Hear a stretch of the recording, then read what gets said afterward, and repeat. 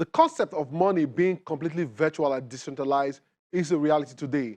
My guest is a blockchain ecosystem leader and is working closely with policymakers to create possible ways to unify or make it easier for both cryptocurrencies and fiat to coexist. Look out for a chat on the interview segment. Let's kick off the show with some news and updates. I am Chukwemeka Agbata, and this is Tech Trends.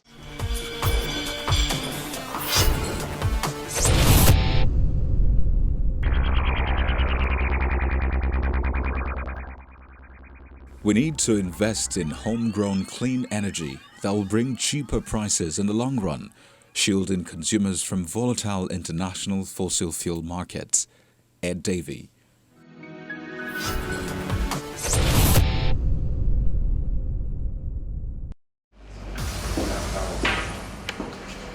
The Nigerian clean energy startup says it's on a mission to help low-income households switch from dirty cooking fuels to cooking gas. Data from the World Health Organization states that around 3 billion people cook using open fires or simply stoves fueled by kerosene, biomass and coal. And every year, close to 4 million people die from illnesses attributed to these inefficient cooking practices using polluting stoves. This lack of access to cleaner energy and more are some of the reasons Okweyemi Owosho and his team decided to get to work. Nigeria is a gas producing country.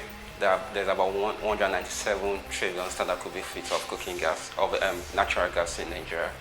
But coincidentally, Nigeria is still among the lowest consumer of LPG, also known as cooking gas, per capita head globally. So you have a situation where you have abundance of the natural resource and where consumption is actually low for cooking gas. So the problem actually comes in two phases. So number one is that the consumer experience in cooking gas industry is very poor. You don't know when you're going to run out of cooking gas. And when you run out of cooking gas, before you come get someone to refill for you, it takes almost forever. The retailers are mostly quack. They overfill your bottles, and when they overfill your bottle, it causes problem. It's dangerous. And when they could also underfill your bottle, you're not getting value for money. So that's the face of the problem. The second phase of the problem is that over 90% of cylinders in circulation in Nigeria today are expired. LPG marketing companies are not ready to bring in new cylinders, and so you have 90% of cylinders in markets in circulation today. They are dangerous, and so it poses danger to me, you, and everybody who uses cooking gas. By using digital innovations and a pay-as-you-go model, they aim to make cooking gas easily accessible to all households.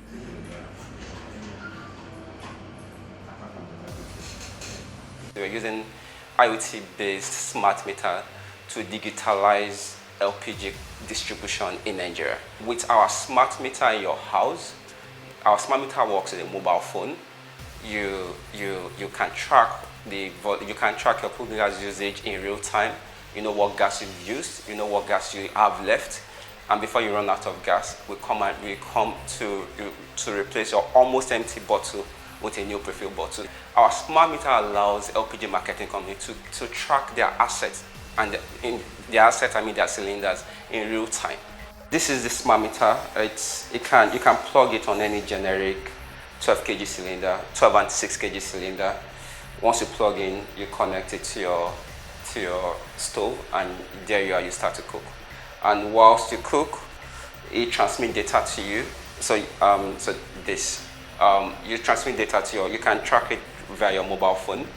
You know gas you have left in your cylinder. You know gas you've used. And before you run out of cooking gas, so once your gas level is 1 kg, we notify you and we come deliver a new bottle to you. Another good part of the smart meter is it detects gas leakage, and so basically there's this safety concern around cooking gas in Nigeria. So by time, if there's gas leakage, it detects it. After a year and a half of actively building their solution, the young energy startup still finds the space challenging. Deploying IoT at scale is a new tough in Nigeria. We didn't envisage a lot of challenges we saw, and you don't want to lose transmission of of your data in real time. I mean, there were a lot of challenges, especially from engineering part, and because of that, we've launched our version 2 of both our hardware and software product. So it's a lot better. I mean, we have the real product for the real market at this time. The transition from dirty fuels to cleaner energy for cooking is one move that has gained momentum in several parts of the country. And with the federal government seeking to ensure that the use of liquefied petroleum gas as cooking fuel grows to 90% in the next 10 years, this startup's vision to bring a new lease of life to the downstream sector might be achieved sooner than they envisioned. Yes.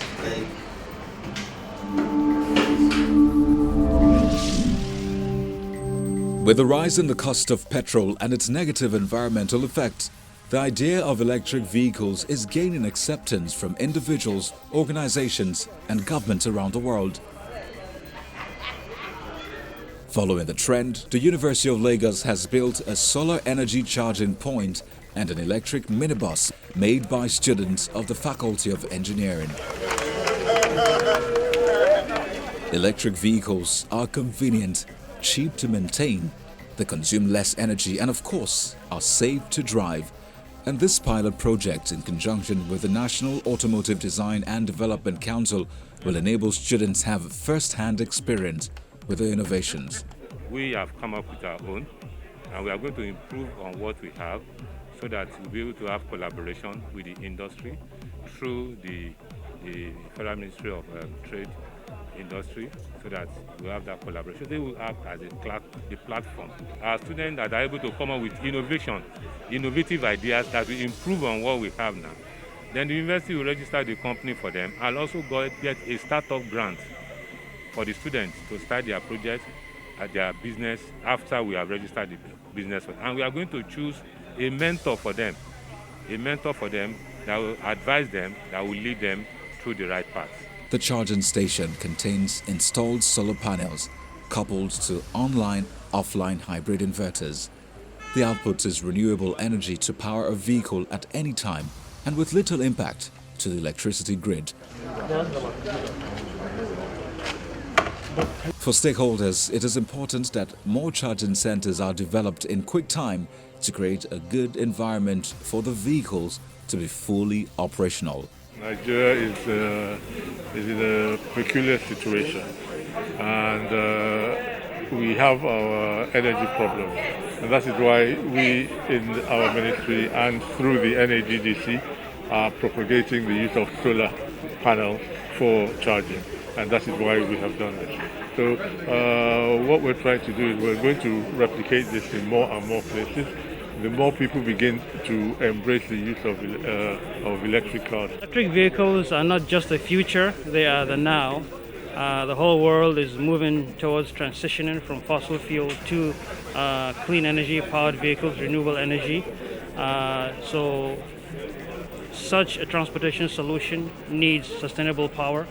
When we analyze the power situation in Nigeria, we understand that the opportunities are in renewable energy.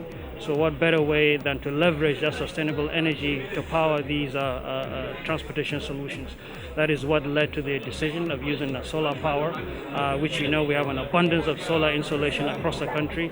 So that's what led to that decision. For many, the main challenge in Nigeria is electricity supply. How sustainable this project becomes depends to a large extent on overcoming the challenges. We are so much interested in this new invention of electric cars in Nigeria. I'm so proud of the DG that history has been made in Nigeria today, because if you look around, it's going to save a lot of costs. The way the fuel is going up, and people are complaining about things, high price things are going up in Nigeria. But with this event, it's going to be a balance, and you don't have to buy fuel. You can use auto gas, which is cheaper than diesel and fuel. As the manufacturing and purchase of electric vehicles grow around the world, with Nigeria definitely not left behind, it is important that innovative strategies are put in place to provide sustainable power sources for these vehicles.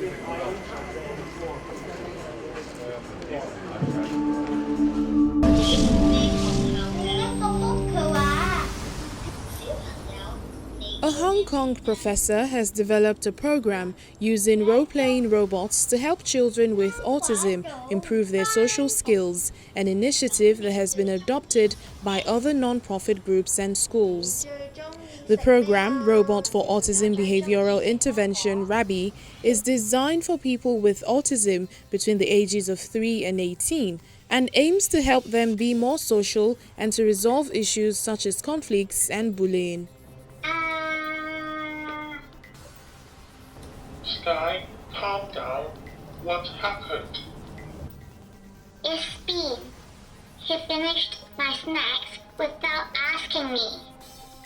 An associate professor of educational psychology at the Chinese University of Hong Kong, Catherine So, says more than 1,200 children have used the program since its launch in 2015. These individuals with the autism, they have low motivation interacting with the human beings, and also they have the hypersensitivities to the sensation around the world, for example, the human facial expressions or the human voices. So we use the social robots to teach them the social skills in order to reduce their anxiety and also to make sure that our program is predictable and also structured. The robots engage the children with role-playing and verbal interaction. A typical class involves 2 small robots acting out social scenarios, helping the children see the difference between appropriate and unacceptable behavior, such as tantrums or screaming. The robots help students focus on the content of the lessons rather than slight differences in the stories or voice intonations. We are the one who repeat the story. We have different intonations, and every time we repeat, there is some differences. Therefore, the robots are very important to show a coherent demonstration so the students can understand what we want to focus on for the scenarios, and they can catch the theme of the lesson. 41-year-old Muse Wong said her 5-year-old daughter Abigail has been in the program for 7 months. Wong has noticed vast improvements in her daughter's social and communicative skills.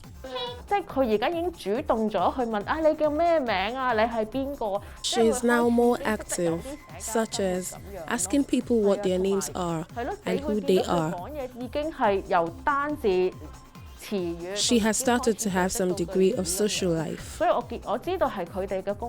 We would believe that RABI can help them to, improve their social and behavioral skills, and in turn enhancing their quality of their life. So to reduce being excluded in the society and also help them to be included in the future. Catherine says she has published her findings about the role of robot-assisted therapy in multiple journals, including the peer-reviewed Journal of Autism and Developmental Disorders. In the long term, Catherine So hopes her program can fight exclusion of people with autism.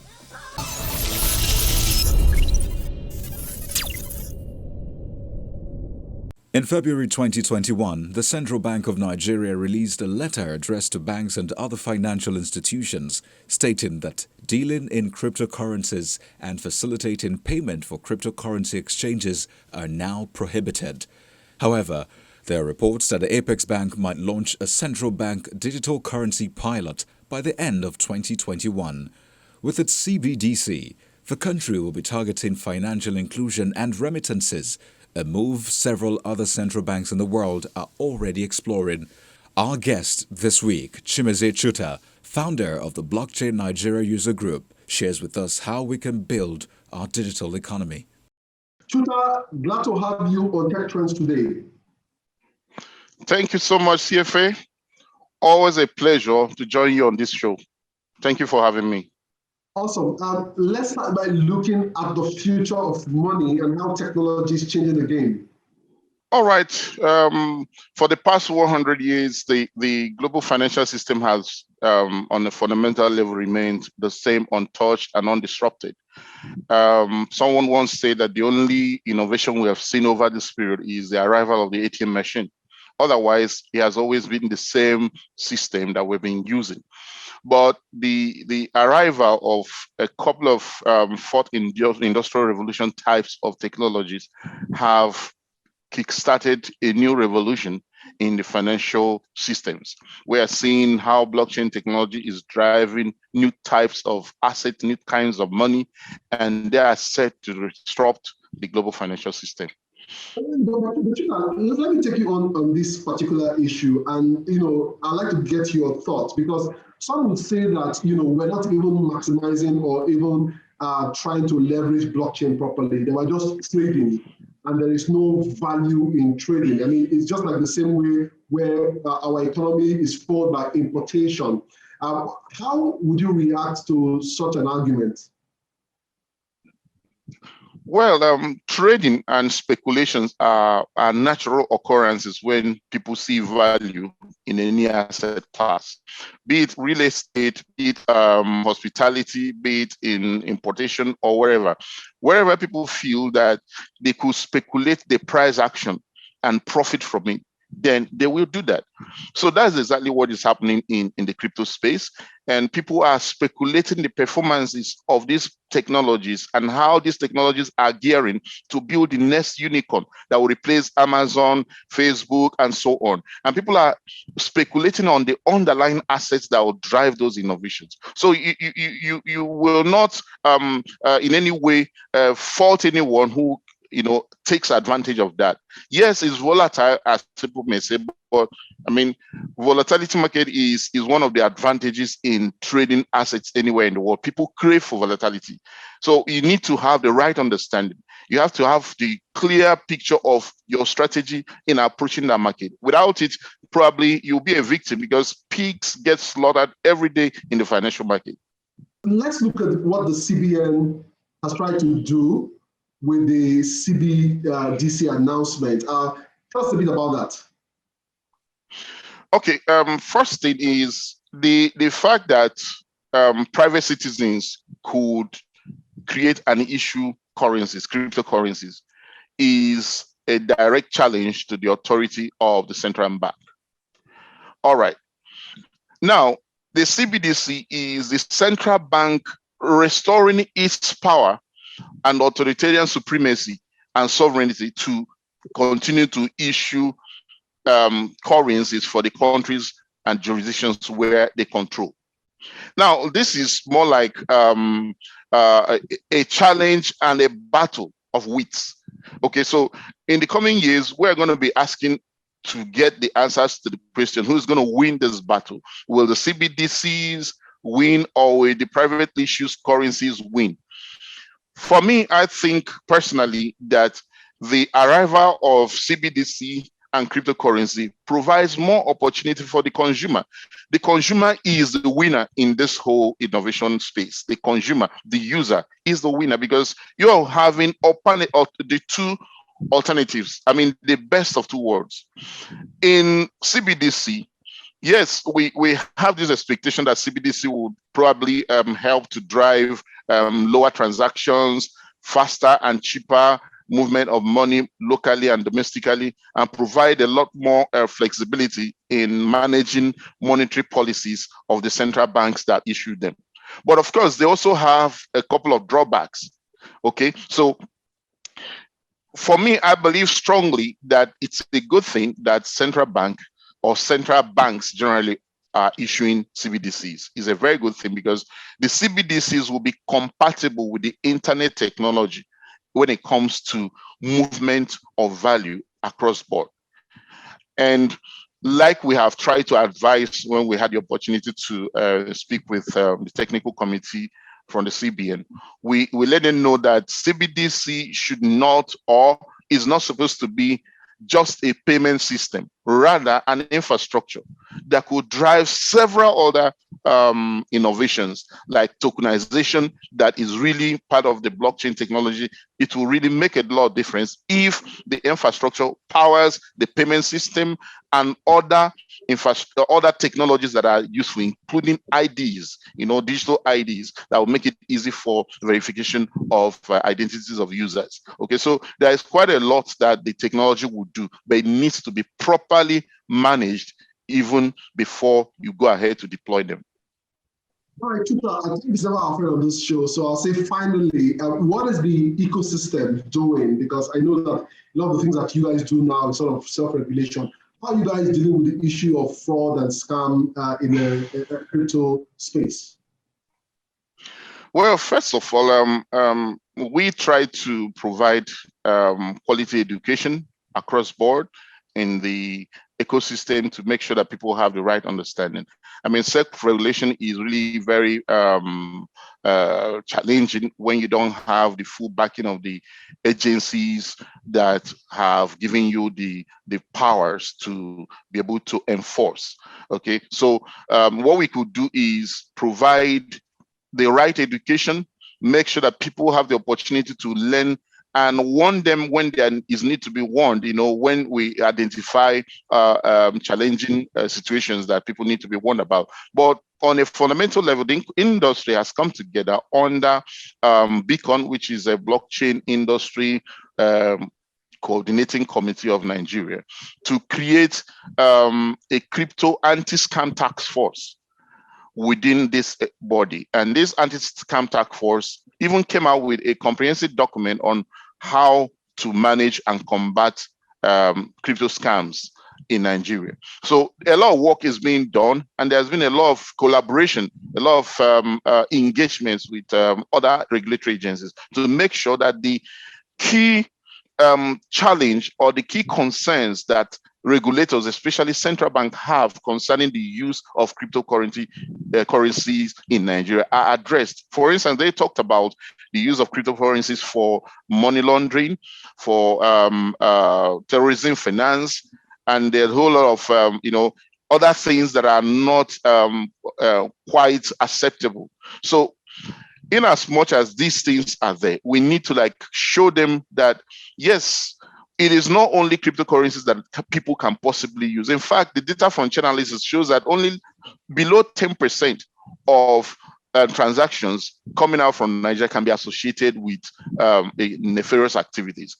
But we need to work with these agencies, show them and give them some level of comfort that this technology can actually be organized in such a way that they can help to drive innovation instead of using any instrument to try to subdue it. All right, Peter, thank you for being on the show today. Keep doing what you're doing. Thanks a lot, Guy, and keep up the good work.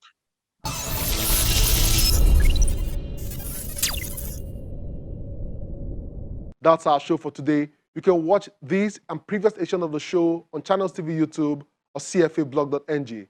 For Tech Trends, I'm Chukwemeka Agbata.